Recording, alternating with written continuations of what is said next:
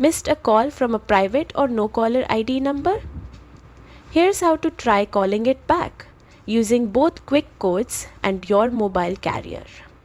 Hit follow for more smartphone tricks. First, open your phone app. If the last call came from a private or unknown number, you can try dialing *69 on mobile phones in many countries. It automatically calls back the last number that rang your phone, even if it was private.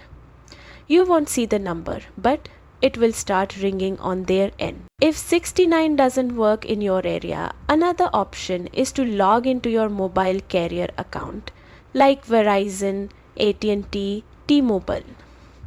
Once you sign in, go to your call history or call logs where you might be able to see the real number behind no caller ID.